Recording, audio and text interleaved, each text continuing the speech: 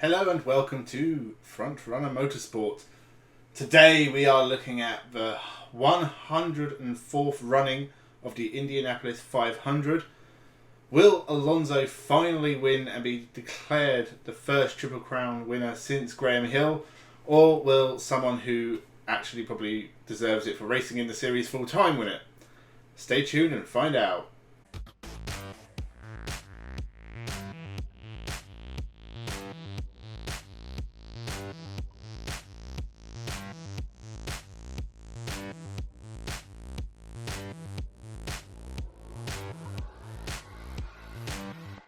Welcome to Frontrunner Motorsport.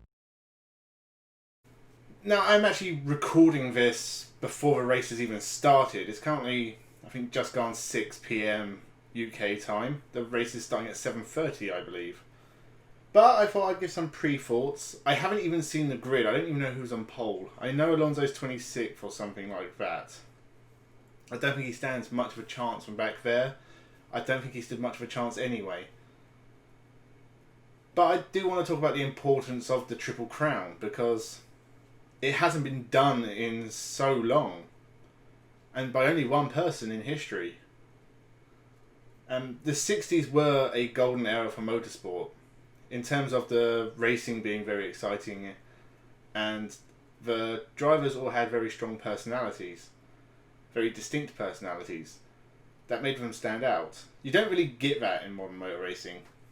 Drivers have to be very, very careful about what they say, because one wrong word and you're going to be dropped by all your sponsors, sacked by your team, and you're just going to disappear.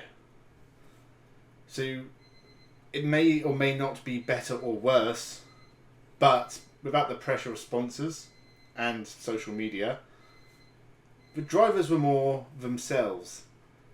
That included things like drinking champagne before races. Probably should be frowned upon. But you can't deny that it does give it this hint of nostalgia of a bygone era.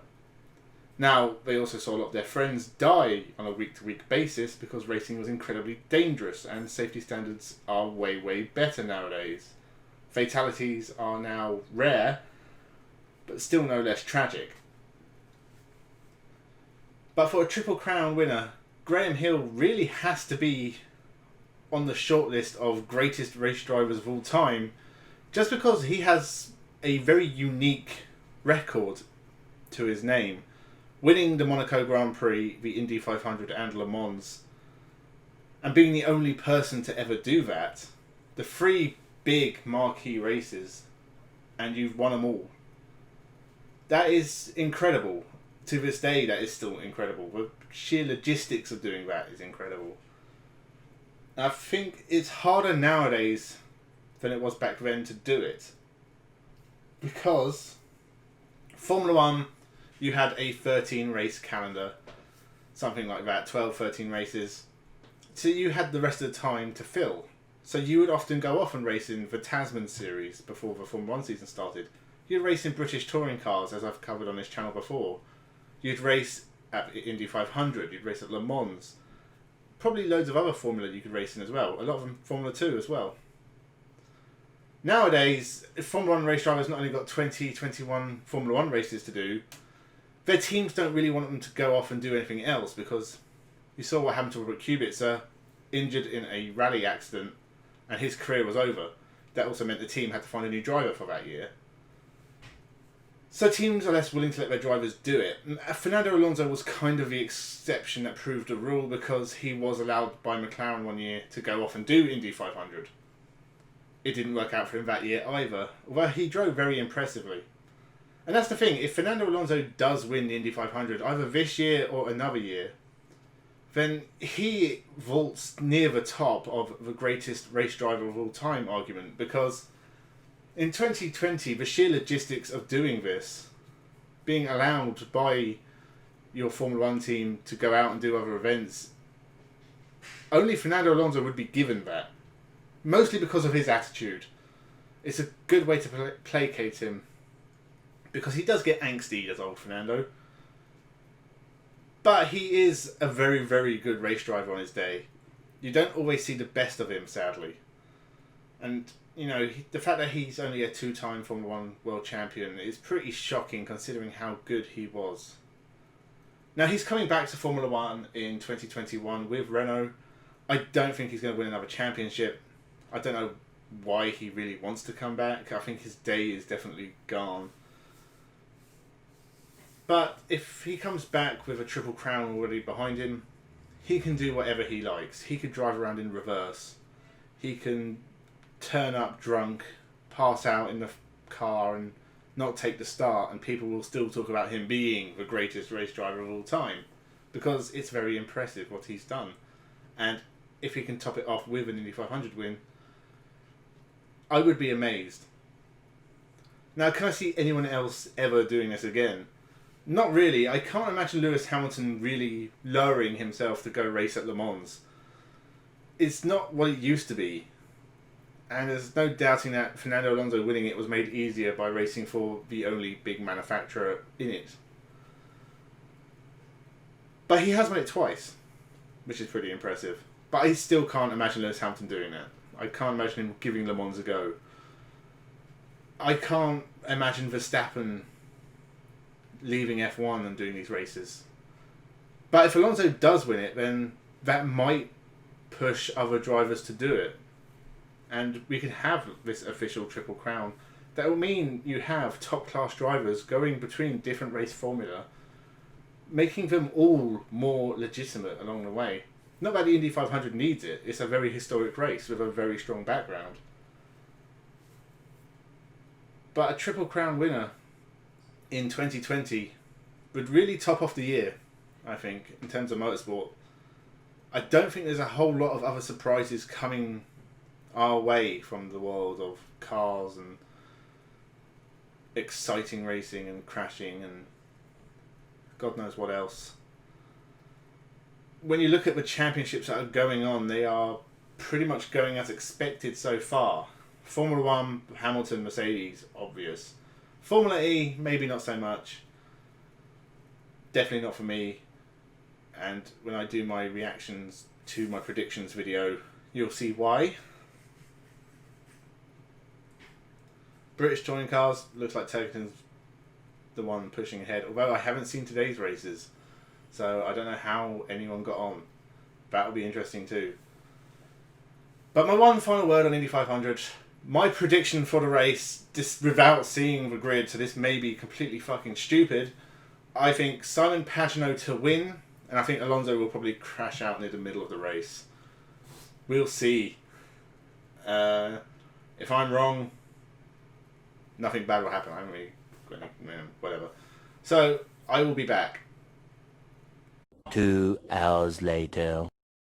So another entertaining Indy 500 with lots of spectacular action and events to talk about. I am going to make this fairly quick because I have to be at work in like 5 hours and I do need to go to bed at some point. But the main talking point, of course, Sato wins a second Indy 500. I couldn't be happier. I love Takuma Sato, been a big fan of his for a very, very long time.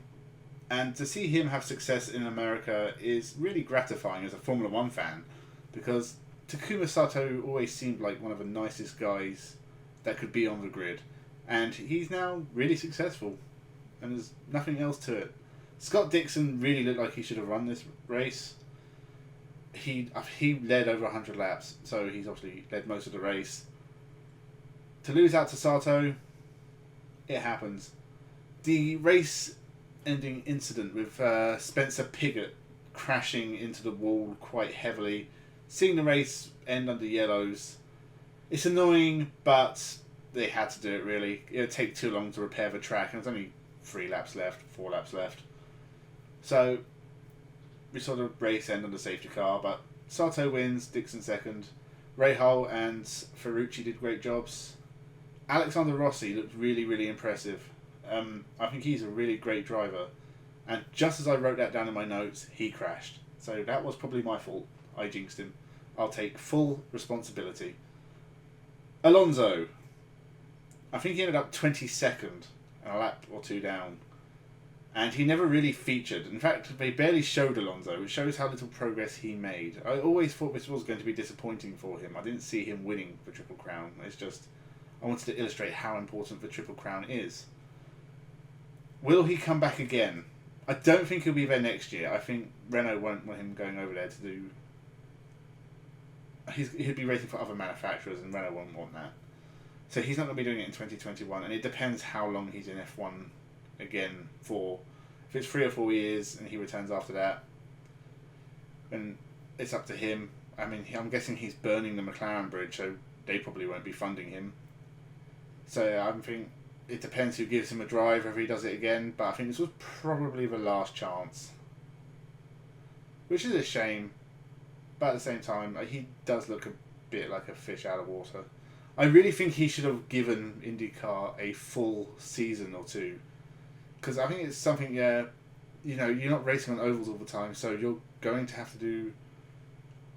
You're racing against people who are consistently racing in that form of motorsport, and you're turning up for one weekend and just expecting to get it and go. And if there's anyone who could do that, it's Alonso, but I think it's still a big ask. So I think if he does it, maybe after he leaves Formula 1, if he actually does a full IndyCar season, he could probably get there. Get a better understanding of the cars, how to set them up, how to race on ovals. Maybe one day we'll see a better Alonso. It wasn't this year. My pick, Pagano, I did think he'd win a second IndyCar, Indy 500, even though he was starting in 25th. Yeah, he didn't. I think he ended up behind Alonso several laps down, because he had a bit of an incident with Ryan Hunter-Ray. Other than that, James Davison's wheel exploded. That was pretty fucking awesome. I'm glad he got out the car okay. I can't remember. Marcus Erickson crashed. What else is new? One of the rookies crashed. I don't mean Kenneth, whatever. Oh, Alex Palau, another driver I really like. I think I saw him in Super Formula. Was it last year or the year before? But I think he's a really good driver. He's just sort of there, and he had a big crash. No, there's not much else. This was a really interesting race. I really enjoyed watching this.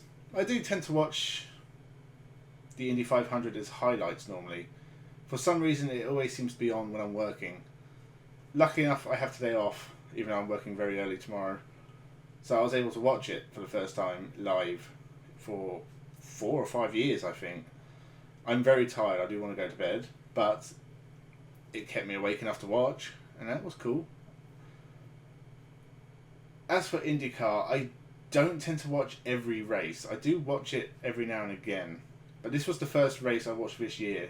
Just with everything else that was going on, I just haven't really had time to watch every motorsport that I normally do. So I'll probably try and watch some towards the end of the season, although it looks like Scott Dixon has really won away with the title. He seems to be the most consistent runner in the field, and no one else is really putting up a consistent season to challenge him. Sato has never really looked like being number one in the championship in his time in IndyCar. He just seems to come up with these big wins every now and again, including now 2 Indy 500s, which is really fucking impressive. So next week, Formula 1. Will it be entertaining? Who knows? But IndyCar is always worth a watch if you've got the time. So that would be my recommendation for this week. Watch IndyCar. I don't think there's much else to say about it, really. IndyCars, the actual cars look really cool, their screens, which seem to be really safe. They're really cool looking. They're good, great looking cars. Yeah, I'll leave you on that note. Thank you for watching. Please remember to subscribe. I think we're up to 73 or 74 now subscribers, which is really mad. I never really thought it'd go that far, which seems dumb because it's such a low number. But this really was something that I just did in my spare time for fun, and it still is. I just have less spare time now. Gonna do some probably more difficult videos to make over the next couple of weeks. I will be doing a reaction video to my Formula E predictions from last year. I had a look how they went. It's not good. So it'll be entertaining to really get in depth to what went wrong. So it's worth subscribing just for that. Leave a comment, a like, come back, go to bed, and have a good one.